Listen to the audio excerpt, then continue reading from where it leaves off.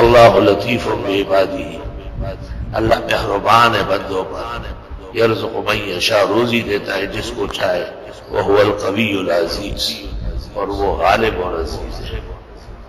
یہ آیت نمبر 19 ہے سورۃ شورى۔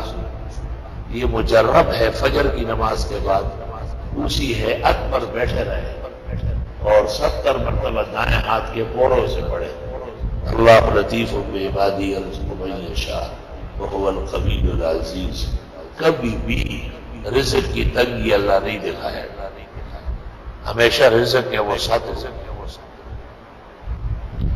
یہ اتنا ضروری عمل ہے کہ مولانا مفتی محمد شفیع نے تفسیر معارف القرآن میں اس جگہ شاہ عبد الغنی پھول پوری کے حوالے سے نقل کیا ہے۔